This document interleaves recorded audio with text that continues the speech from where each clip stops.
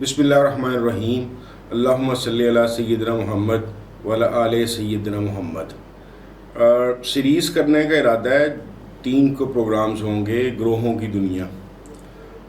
پہلا پروگرام آج ہے مذہبی گروہ، یا یہ میں نے اپنے طور پہ کلٹس کی ٹرانسلیشن، جو ریلیجس کلٹس ہوتے ہیں اس کی ٹرانسلیشن کرنے کی کوشش کی ہے. اپنی مین بات شروع کرنے سے پہلے ڈسکلیمر سمجھ لیں، یا ویسے ایک آپ کے ساتھ چیز شیئر کرنا چاہتا ہوں کہ جو ریلیجن ہے میں اس کے 3 سورسز یا 3 کیٹیگریز بناتا ہوں جو اب تک میری زندگی میں مجھے سمجھ آئی ہے. نمبر 1 کیٹیگری الہامی مذاہب کی ہے.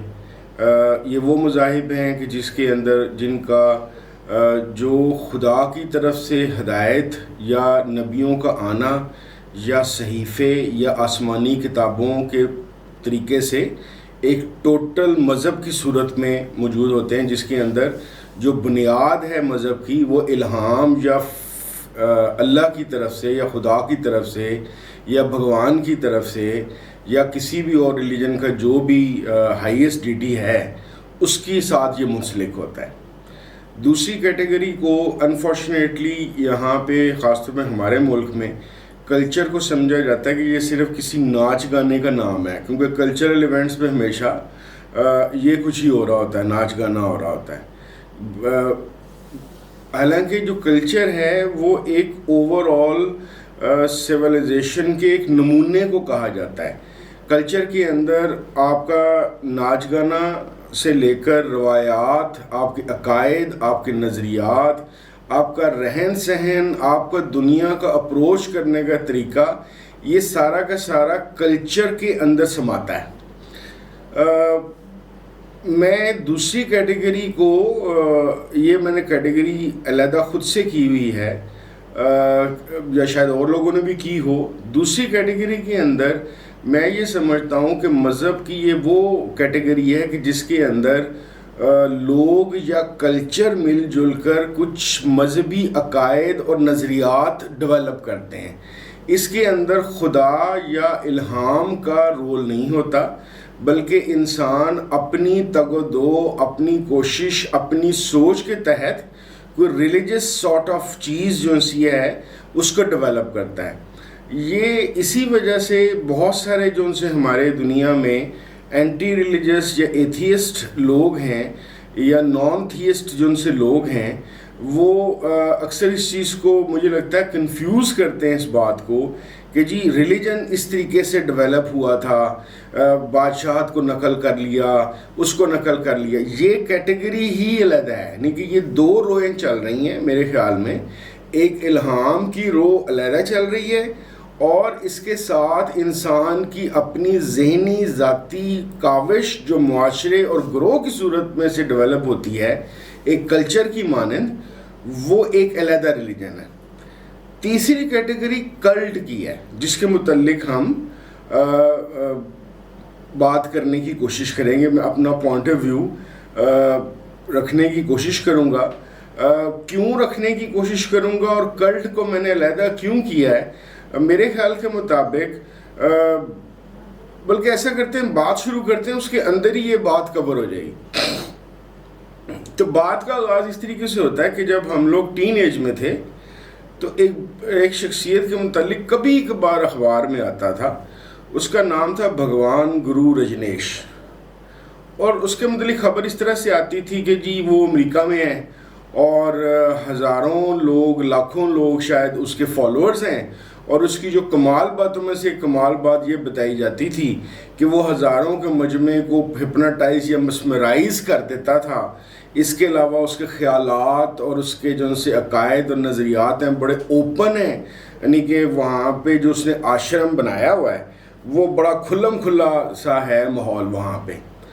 اور ساتھ ہی ساتھ ایک عجیب چیز مجھے اسی زمانے میں پتہ چلی کہ اس کی آڈیوز اور اس کی کتابیں پاکستان میں بین ہیں. یہ میرے لیے ایک حیرت کی بات تھی. بعد میں تو خیر اخباری زندگی کی وجہ سے بے شمار چیزوں کا پتہ چلا کہ کیا بین ہے اور کیا نہیں ہے، اور کون کون سی اور چیزیں پاکستان میں اس 80s کے زمانے میں بین تھیں. لیکن بہرحال گرو رجنیش کی نہ کہیں سے آڈیو سنائی ملتی تھی، نہ اس کی کوئی کتاب ملتی تھی. اور میرے اندر بڑی کیوریوسٹی تھی کہ یہ بندہ کیا ہے، کون ہے. کیونکہ کبھی کبھار اخبار میں آنا کہ بالی ووڈ مینس انڈین جو سی فلم انڈسٹری ہے، اس کا کوئی فلانا ایکٹر بھی اس کے پاس چلا گیا ہے، اس نے فلم انڈسٹری چھوڑ دی ہے، فلانی ایکٹریس اس کے پاس چلی گئی ہے. تو میں بڑا حیران سا ہوتا تھا کہ یار یہ کون بندہ ہے جس کے پیچھے دنیا اتنی لگ رہی ہے. تو کرتے کرتے مجھے ایک دن پتہ چلا کہ جو اس کی مین کتاب ہے اس کا نام ہے دا سیکرٹس. اب ظاہر ہے وہ کتاب بین تھی، مجھے مل نہیں رہی تھی. ایک دن میں اپنے دوست، اس کو ہم نک نیم اس کا پولی ہے، ویسے سجاد شاہ اس کا نام ہے، اس کی گھر کی بیٹھک میں بیٹھے ہوئے تھے. تو اس کے بڑے بھائی ہیں سید علی طاہر.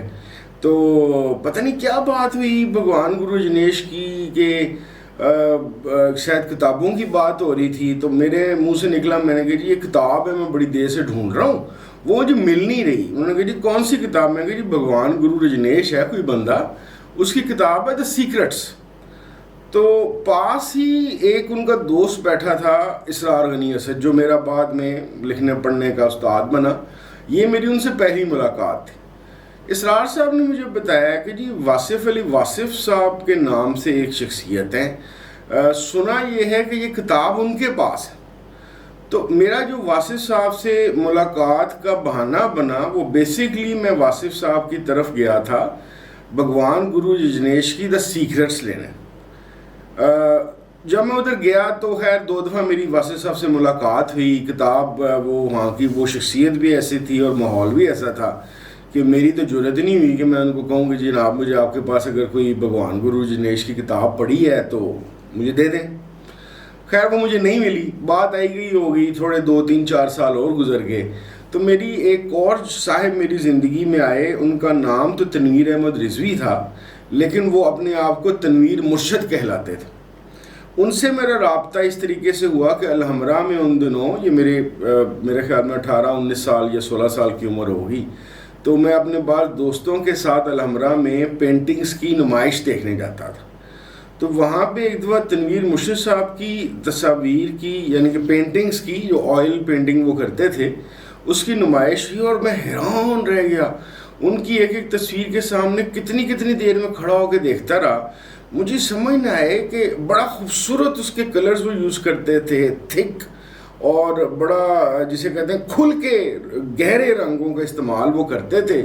اور ایک عجیب سا منظر نامہ ہوتا تھا، اندھیرا سا، اور اس میں جنگل، اور اگر پھول بوٹے بنائے ہیں تو وہ بڑے کلرفل سے. تو وہ اس طرح کی وہ چیز لوگ ہوتی تھی کہ میرے ذہن میں ایک جملہ آیا کہ یار میں اس پینٹر سے مل کے پوچھتا ہوں کہ یہ جو آپ پینٹنگز بناتے ہیں یہ آپ کی امیجینیشن ہے یا کہیں سے پڑھ کے بناتے ہیں؟ کیونکہ مجھے بڑی اسٹرانگ امیجنیٹو وہ لگیں وہ تصاویر یا پینٹنگز. خیر میں کوئی اس طرح کا کوئی چکر ہوا کہ میرا ان سے رابطہ ہو گیا. اور جب میرا رابطہ ہوا تو پہلے دن ہی وہ اپنے ایک چھوٹے سے کمرے میں جب بیٹھے ہوئے تھے تو میں ان کے پاس زمین پہ بیٹھے تھے، میں بھی ان کے پاس بیٹھ گیا. تو باتیں کرتے کرتے رائٹ سائڈ پہ ایسے کر کے میں نے منہ ادھر کیا تو وہاں پہ بے شمار کیسٹس پڑی تھیں، اور ہر کیسٹ کے اوپر لکھا ہوا تھا گرو رجنیش 1، گرو رجنیش 2، گرو رجنیش 3، یعنی کہ ڈھیر پڑا ہوا تھا گرو رجنیش کی کیسٹس کا. میری تو بچیں کھل گئیں، رالیں میری نکلنی شروع ہو گئیں کہ یار یہ گرو رجنیش کی میں تو کسی زمانے میں کتاب ڈھونڈتا تھا، یہ تو پوری کیسٹیں پڑی ہیں یہاں پہ. تو میں نے ٹھک کر کے تنویر صاحب کو کہا، میں نے کہا تنویر صاحب یہ میں سننا چاہتا ہوں اس بندے کو، تو یا تو مجھے دے دیں یا ادھر لگا دیں، میں سن لیتا ہوں آپ کے پاس بیٹھ کے. تو انہوں نے مجھے بڑے عجیب نظروں سے دیکھا اور انہوں نے کہا کہ نہیں، وہ اس طرح کر کے جملہ کوئی تھا، ابھی تو آج آپ پہلی دفعہ آئے ہیں، ابھی تو یاری دوستی ہی نہیں، تو اتنی بڑی چیز مانگ رہے ہیں. لو جی میں اگلا 1 سال میرے خیال میں بلا ناغا تنویر مرشد صاحب کے پاس گیا. مزیدار دلچسپ آدمی تھے، میری ان سے بڑی اچھی دوستی ہو گئی. بہت ساری چیزیں میں نے ان سے سیکھیں، کیونکہ ان دنوں ان کی ایک کتاب ہذیان بھی آئی ہوئی تھی، جو پتہ نہیں کیوں ان کے بعض لڑکوں نے کہا کہ یہ تو کتاب صدیوں میں پیدا ہوتی ہے اور یہ تو سمجھ ہی نہیں آ سکتی. حالانکہ بڑی آسان سی کتاب تھی، بڑی کمیونیکیٹیو اور اچھی کتاب انہوں نے لکھی ہوئی تھی، لیکن خیر وہ اس طرح سے وہ چیز بن رہی تھی. تو بہرحال سال لگانے کے بعد بھی تنویر مشرف صاحب نے مجھے لو جی کیسٹ کا زتے بھی نہیں سنایا. پھر خیر میرا ادھر سے آنا جانا میرا بند ہو گیا, میری ملاقات بھی ختم ہو گئی. یہ تمام وقت تک میں لفظ کلٹ سے ابھی تک متعارف نہیں ہوا تھا. جہاں تک مجھے یاد پڑتا ہے مڈ یا لیٹ 90s میں میرا وہ جو مشہور دوست ہے جس کا اکثر میں ذکر کرتا ہوں, ولی محمد, جو سائیکالوجسٹ ہے, وہ ایک دن کوئی بات کرتے کرتے نا کسی ریلیجس گروپ کی بات ہو رہی تھی یا کسی سیکٹ کی بات ہو رہی تھی, تو اس نے کہا کہ یار ایک کلٹ ہے, تو مسلمانوں نے بڑا شوق ہے کلٹ ڈیولپ کرنے کا.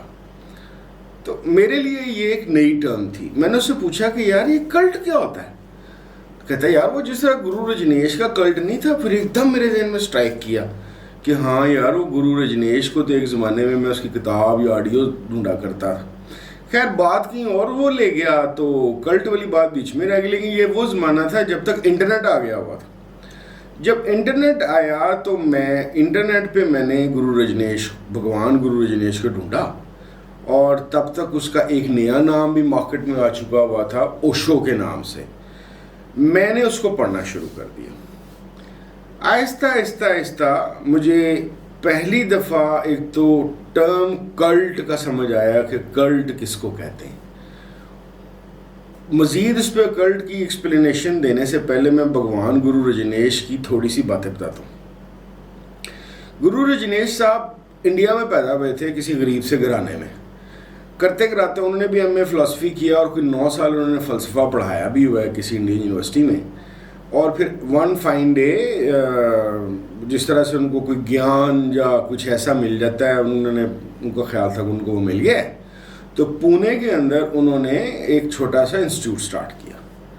وہاں پہ کچھ ایسا, ایک تو بڑھتے گئے لوگ, گورے شورے بھی ان کے پاس آنا شروع ہو گئے. ان کی he was a very good orator, بہت خوبصورت, بعد میں خیر وہ میں نے سنا بھی ان کو, تو شکلاً بھی وہ ایک نہایت خوبصورت آدمی تھے, اور گفتگو ماشاءاللہ وہ بہت اچھی کرتے تھے. بڑا میٹھا سا لہجہ اور بڑا ماحول بنا کے, بڑی سحر والی ان کی آواز, پورا ایک ماحول کریٹ کر لیتے تھے.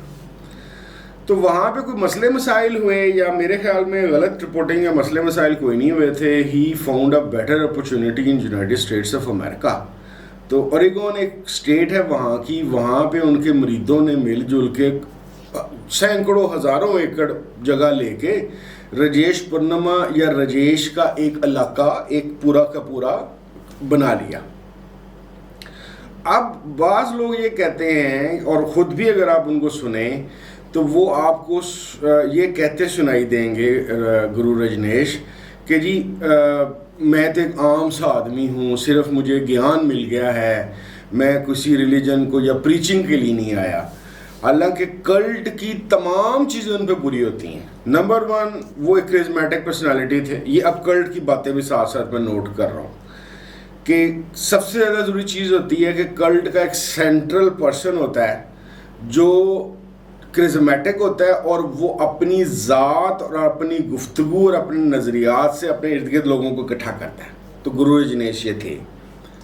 نمبر 2 سو مچ سو کہ کلٹ اپنی کوئی خاص روپ یا ایک خاص کلچر یا ایک خاص رنگ یا ایک خاص ماحول ڈیولپ کرتا ہے کہ کلٹ میں موجود لوگ اور کلٹ میں نہ موجود لوگ اس میں ڈفرینشیٹ ہو سکیں. تو ان کے جو مریدین تھے گرو رجنیش کے, وہ جو ایک مشہور یلو سا کلر ہے وہ پہنا کرتے تھے. نظریات ان کے, وہ کہتے تھے کہ کیونکہ گاڈ کو وہ کہتے تھے میں نہیں مانتا, نہیں کہ وہ اپنے آپ کو شاید سٹارٹ میں انہوں نے کوئی بدھا ٹائپ چیز بنانے کی کوشش کی تھی, کیونکہ بدھسٹس آر دا اونلی ریلیجن, جو مشہور بڑے ریلیجنس ہیں جس کے اندر خدا نہیں ہے. تو گرو رجنیش نے بھی یہی اعلان کیا کہ جی خدا نہیں ہے. تو میرے خیال کے مطابق وہ دماغی طور پہ اس کیفیت کے آدمی تھے کہ وہ اپنے آپ کو ہی خدا سمجھ رہے تھے. تو بہرحال وہ ایک بہت بڑی سیٹلمنٹ تھی گرو رجنیش کی. وہاں پہ وہ رہنا شروع ہو گئے اور لوگ گورے پاگلوں کی طرح ان کے پاس آنا شروع ہو گئے. 80s کی یہ بات ہے. اینڈ آہستہ آہستہ لوگوں نے ان کے پاس اپنی انویسٹمنٹس اور پیسے اکٹھے کرانے، سو مچ سو کہ گرو رجنیش کی اس اوریگون کی لائف کے اندر ہی used to have 46 Rolls Royce, یعنی کہ 46 رولس رائس تھیں اس کے پاس اتنا پیسہ اکٹھا ہو گیا ہوا تھا. اور جو وہ کہتا تھا، اگر وہ کہتا تھا اپنے مریدوں کو کھڑے ہوئے تو کھڑے ہوتے تھے، جو کہتا تھا لیٹ جاؤ تو وہ لیٹ جاتے تھے، کہتا تھا سیکس کرو آپس میں تو وہ ادھر ہی اسی میدان میں کپڑے اتار کے سیکس کرنا شروع ہو جاتے تھے. یعنی کہ وہ اس کے جسے کہتے ہیں نا انگلیوں پہ نچانا.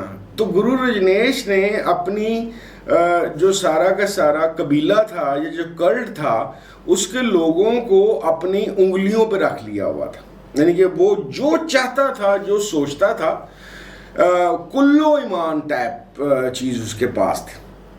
لیکن ہوا یہ کہ جو ہوتا ہے نارملی، اس میں بعد میں تھوڑی دیر بعد ایک اور طریقے سے بھی آپ سے بات کروں گا، کیونکہ وہاں پہ اس کے مریدوں کا ظاہر ہے مرید ذرا جفا کش تھے اور بڑے جان قربان کرنے والے تھے گرو رجنیش پہ. ان کی ارد گرد کچھ لڑائیاں ہوئیں تو لوکل کمیونٹیز بھی اس میں ڈیولپ ہوئیں، پولیٹیشینس کو پتہ چلا، پھر پیسے کا جو انلیٹ تھا وہ بہت خوفناک تھا. تو وہ منی ٹریلز یا منی کی پیسوں کو جانا، لڑائی جھگڑا اور ایک state within the state بن جانا، اس کا امریکی گورنمنٹ نے نوٹس لیا اور گرو رجنیش کو وہاں سے فارغ کر دیا گیا. تو گرو رجنیش جو پہلے پونے سے تنگ آ کے اوریگون گیا تھا، تو اوریگون سے تنگ آ کے وہ واپس انڈیا میں آ گیا اور till his death he died very young, کوئی 58-59 سال کا تھا گرو رجنیش مر گیا تھا. واپس آ کے بھی وہ کوئی ناکام نہیں ہوا، اس کی کتابیں بہت زیادہ بکیں، پھر اس نے چھوٹے چھوٹے اپنے سینٹرز بنائے، میڈیٹیشن اس کی بڑی مددگار تھی، وہ بھی اس نے اپنی ایک یونیک بنائی ہوئی تھی. تو اس طریقے سے میرا کلٹ کا پہلا تعارف یہ تھا. پھر میں نے ریسنٹ پاسٹ میں بھی جب جن دنوں میں کچھ اور چیزیں اینتھروپولوجی کی پڑھ رہا تھا تو میں نے ریلیجن کی چیزوں کو پڑھتے ہوئے کلٹس کو علیحدہ سے پڑھا. پیپل ٹیمپل، ہیون گاڈ، بے شمار کلٹس ہیں. یعنی کہ پیپل ٹیمپل ایک 1960 کا تھا، تو یہ امریکہ کا ایک کلٹ، لیکن گیانا چلا گیا تھا اور وہاں پہ اس نے بھی گرو رجنیش کی طرح اپنے مرید اتنے اپنے ہاتھ میں کیے ہوئے تھے کہ اس کے کہنے پہ اس کے 900 مریدوں نے خودکشی کر لی تھی. یعنی کہ کلٹ کا جو لیڈر ہوتا ہے نا جی، اس کا لیول یہ آ جاتا ہے کہ وہ اپنے مریدوں سے چاہے تو اخلاقیات پہ کام کرا لے جو وہ نہیں کراتا، اور چاہے تو قتل و غارت کرا لے، دہشت گردی کرا لے، مار کٹائی کرا لے، یا حتیٰ کہ وہ اپنی جان بھی لے لیں گے اس کو ثواب اور اچھا سمجھ کے کہ ہمارے کلٹ کے لیڈر نے یہ بات کہی ہے. تو اور یہ ہر دنیا کے ہر خطے میں موجود ہے. میں آپ کو، اگر آپ میں سے بعض کو یاد ہو، آج سے 3-4 سال پہلے سرگودا کے مضافات کے اندر ایک پیر صاحب کے مریدوں نے انہوں سے ڈنڈے خود اپنی مرضی سے کھا کھا کے سارے مر گئے تھے، کوئی 20-25-30 لوگ. تو وہ بھی ایک کلٹ کی ہی شکل ہے. اب آتے ہیں، سمرائز کرتے ہیں گرو رجنیش کی ایگزامپل کو دیکھتے ہوئے کہ کلٹ ہے کیا. کلٹ نارملی مجھے ایسا لگتا ہے کہ 2 طرح کے لوگ سٹارٹ کرتے ہیں. ایک تو وہ جن کو کوئی سیویئر مینٹل ڈس آرڈرز ہو چکے ہوتے ہیں، وہ شیزوفینیا یا پیرانوائڈ کی کسی خاص فارم میں ہوتے ہیں، لیکن ان کا پیرانویا ایک ایسے کنٹرولڈ حصے کے اندر ہوتا ہے کہ لوگوں کو اصل میں یہ نہیں پتہ چلتا کہ یہ پیرانویا کے پیشنٹس ہیں یا شیزوفینیا کے پیشنٹس ہیں، کیونکہ ان کا رکھ رکھاؤ، بولنا چولنا، لکھنا پڑھنا، لوگوں سے ملنا جلنا اتنا ڈسٹرب نہیں ہوا ہوتا. تو اس اپنے ویژولائزیشن یا جو ہیلوسینیشنز ان کو ہو چیزیں نظر آ رہی ہوتی ہیں، اس کو حقیقت مانتے ہوئے اپنی چرب زبانی اور اپنے تھنکنگ اینڈ تھاٹ پروسیس کی اسٹرینتھ کی وجہ سے وہ اس کو ایک فلسفے میں یا ایک کنسیپٹ میں ڈیولپ کر لیتے ہیں اور ادھر سے وہ کلٹ ڈیولپ ہو جاتی ہے. یہ ایک طریقہ کار ہو گیا. دوسرا یہ ہے کہ جو ان سے نمبر 1 ریلیجن میں نے آپ کو بتایا جو الہامی ہے، یا نمبر 2 جو کلچر ہے، دنیا میں بہت سارے لوگ، زیادہ تر تو نہیں کہہ سکتے لیکن بہت سارے ایسے لوگ ہیں جو اس حقیقت سے کبھی نہ کبھی روشناس ہو جاتے ہیں کہ آپ دنیا کے کسی بھی خطے میں رہ رہے ہوں، کسی بھی ڈیموکریٹک کنٹری میں رہ رہے ہوں، ڈکٹیٹرشپ والی کنٹری میں رہ رہے ہوں، ریلیجن ایک ایسی چیز ہے کہ جو چاہے جو مرضی ہو جائے، لوگ یا اس کے پرو بات کر رہے ہوتے ہیں یا اس کے اگینسٹ بات کر رہے ہوتے ہیں، ریلیجن کی بات ضرور کرتے ہیں. یہ اتنا اسٹرینتھ وائز ہی ہمارے دماغوں میں موجود ہے. تو دنیا میں کوئی نہ کوئی ایسے اکثر لوگ پیدا ہوتے رہتے ہیں کہ جن کا ظاہر ہے نہ الہامی ریلیجن سے تعلق ہوتا ہے نہ کلچر سے ہوتا ہے، لیکن ان کو یہ پتہ ہوتا ہے کہ ہمارے معاشرے میں بہت سارے ایسے لوگ موجود ہیں کہ جو ریلیجن کے اوپر اپنا آپ پیش کرنے کے لیے یا بیچنے کے لیے تیار ہیں. They are known for them I say کہ وہ ایک ایکسٹرا کلیور اسمارٹ لوگ ہوتے ہیں. وہ یہ دیکھتے ہیں کہ ریلیجن کی کون سی چیزیں ایسی ہیں جن کو اگر پک کیا جائے تو ہم اپنا ایک گروپ آف پیپل بنا لیں گے اور ہماری زندگی بڑی اچھے طریقے سے گزرے گی. اب وہ کون سی ایسی کامن چیزیں، دیکھیں پیسے کی ہر ایک کو ضرورت ہے، تو وہ ایسی کوئی چیز بنانے کی کوشش کریں گے جس کے اندر ان کو پیسے کا انلیٹ آئے، اور وہ انلیٹ صرف اپنی ذات پہ وہ خرچ نہ کریں بلکہ اپنے مریدوں کے اوپر بھی پیسے بانٹیں، تاکہ ان کو یہ یقین ہو، سکون ہو کہ جناب یہاں پہ ہمیں ہماری آسائشہ جو نہ صرف کی ضرورت ہے، ضروریات زندگی، بلکہ جو عیاشی ہیں وہ بھی پوری ہو سکتی. یا وہ ان کو کوئی ایسا طریقہ بتائیں گے کہ جس کے ذریعے سے پیسہ ان کے پاس آ جائے.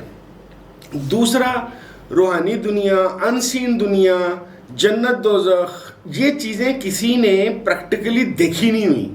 الہامی کتابوں کی وجہ سے ایمان ہے لوگوں کا، یا کلچرل ایک ویلیو بنی اور اس طرح کی چیزیں سوچی گئیں کہ یار اگر یہاں پہ ظلم کا بدلہ نہیں مل رہا تو کہیں اور ملے گا. تو اس طرح جنت دوزخ کے مختلف کنسیپٹس ڈیولپ ہوئے کلچر والے. الہام کے اندر تو کلیئرلی ہے ہی ہے. یہ لوگ کیا کرتے ہیں، یہ جو ان سے کلٹ والے لوگ ہیں، تیسری ان کی سب سے کام کی چیز ہوتی ہے کہ یہ اپنے آپ کو اس بات پہ ثابت کروا دیتے ہیں کہ میرے پاس غیب کا علم ہے، مجھے ان سین ورلڈ نظر آ رہا ہے. اگر تم لوگ میرے ساتھ جڑ جاؤ گے تو ان سین ورلڈ کے اندر تم بھی ایونچولی انٹر ہو جاؤ گے.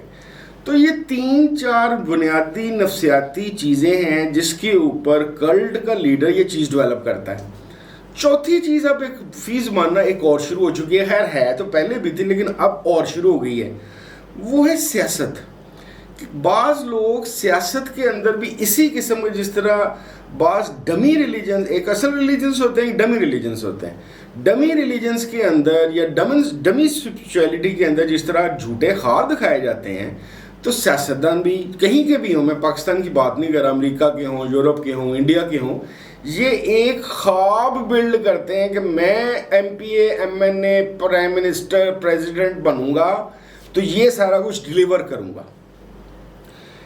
کلٹ میں اگر کوئی پولیٹیشین اپنے آپ کو، آپ نے ایسے لوگ آپ کے ذہن اگر آپ دڑائیں تو آپ کو امریکہ میں، پاکستان میں، انڈیا میں ایسے لوگ ملیں گے جن کے ساتھ لوگ اس طریقے سے ایسوسیٹ ہو جاتے ہیں جیسے پیروں کے ساتھ.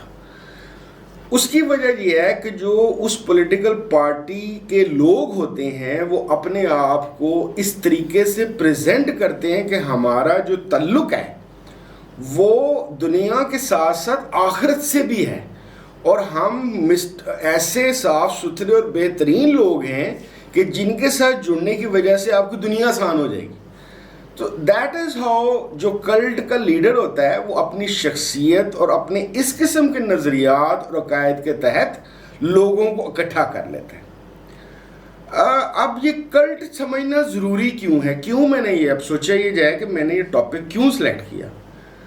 میرا اس ٹاپک کو سلیکٹ کرنے کا مطلب وجہ یہ ہے کہ آپ کے ارد گرد، یعنی کہ ہمارے سب کے ارد گرد اور پوری دنیا میں بے شمار جو سے سیاسی اور مذہبی لوگ ہیں وہ بیسکلی نہ سیاسی لوگ ہیں نہ وہ الہامی مذہب والے لوگ ہیں، وہ کلٹس ہیں. ان کے انڈیویژل کچھ ٹارگٹس ہوتے ہیں جس کے لیے وہ اپنے ارد گرد بندوں کو، جن کے دماغ ان کے ہتھے چڑھ جاتے ہیں، ان کو قابو کر لیتے ہیں. ہمارا کلٹ اور ریگولر ریلیجن کو جاننا اس لیے ضروری ہے کہ ہم لوگوں کے ہتھے چڑھ کر ان کے اعلی کار نہ بنیں، اور ان کی بیسیکلی کلٹ لیڈر اپنی ذہنی، جسمانی اور معاشی ضروریات پوری کر رہا ہوتا ہے. بیسیکلی اس کا مقصد یہ ہوتا ہے، کیونکہ یہ ایک پرانا سسٹم میرے خیال کے مطابق ایشین ٹائم سے چل رہا ہے، جس کے اندر جو سردار کا جو کنسیپٹ شروع ہوا تھا جب نئے ایک چھوٹے ولیجز یا شہر بنے تھے، وہ یہ کنسیپٹ تھا کہ سارا قبیلہ یا سارا گاؤں یا سارا قصبہ یا چھوٹا سا شہر اپنا سارا کچھ اس سردار کو دے دیتا تھا اور وہ سردار پھر ڈسٹریبیوٹ کرتا تھا. تو کہیں نہ کہیں یہ جو کلٹ چلانے والے لوگ ہیں، ان کے دماغ میں چاہے یہ پاگل نہ بھی ہوں اور یہ پاگل کرنے والے لوگ ہوں، یہ امپریس ہوتے ہیں اور اپنے آپ کو یا کوئی گاڈ، دیوتا، ناٹ جیو بڑے جی والا نہیں، دیوتا ٹائپ چیز بنانے کی کوشش کرتے ہیں. اور ان کی خواہش یہ ہوتی ہے کہ جس طرح دیوی دیوتاؤں کے اوپر لوگ اپنی جان تک چھڑکنے کے لیے تیار ہو جاتے ہیں، ہمارے ساتھ بھی لوگ یہ کریں. اور جس طرح دیوی دیوتاؤں کو ہر چیز ان کے بھینٹ یا ان کی خدمت اور قدموں میں پیش کر دیتے ہیں، ہمارے ساتھ بھی ایسا کیسے کریں. تو اگر ہم کلٹ کو اور دوسری چیزوں کو ڈفرینشیٹ نہیں کریں گے تو اس کا معاشرے کو نقصان بھی ہوگا اور انڈیویجول کو زیادہ ہوگا کہ وہ بجائے اس کے کہ خدا کا بندہ بنے یا اپنے جو بھی اس کا پروفٹ ہے یا جو بھی اس کی روحانی اس کا نبی ہے یا جو بھی شخصیت اس کی ہے، جس بھی ریلیجن کا ہے، وہ اس کو فالو کرنے کی بجائے ایک جھوٹا آدمی یا ایک بندہ جو ایک کلٹ لیڈر بن کر اس کو یہ بتا رہا ہے کہ میں دیوی دیوتا والا انسان ہوں اور میں تمہارے خدا کی طرف سے آیا ہوں، وہ اس کو لوٹ رہا ہے. تو میرا آپ کو مشورہ یہ ہے کہ آپ اگر کسی بھی جگہ پہ کسی گروپ آف پیپل کے اندر شامل ہیں تو اس میں نے تو یہ دیکھا ہے کہ سب سے زیادہ اس چیز کی احتیاط کرنی چاہیے جہاں پہ آپ کا ریلیجن اور کلٹ کی بہت بڑی دیوار آپ کھڑی کر سکتے ہیں. آپ وہاں کی اور اپنی یہ دیکھا کریں کہ مورل ویلیوز کیا ہیں. اگر وہاں پہ پیسے کی آمد و رفت کے علاوہ دوسرے بھی شرعی عیوب نظر آ رہے ہیں تو یا تو کلٹ لیڈر کو کوئی مسئلہ ہے یا وہ لیڈر ٹھیک ہے، بندے ٹھیک نہیں ہیں. تو ایسے لوگوں سے بچنے کی انتہائی ضرورت ہے تاکہ خدا نہ خواستہ آپ اپنے طور پہ کسی ملک کی خدمت یا دین کی خدمت کے چکر میں آپ اپنی آخرت نہ خراب کر رہے ہوں. تو اس وجہ سے سلوگن یہ ہے کہ کلٹ اور ریلیجن میں فرق جان کے جیو. اگلا پروگرام ہم کریں گے کہ اب اس نئی دنیا میں مذہب کے علاوہ سوشل میڈیا کے تھرو کیسے کلٹس بن رہے ہیں. آئندہ گفتگو اس کے بارے میں ہوگی. بہت شکریہ. السلام علیکم ورحمۃ اللہ وبرکاتہ.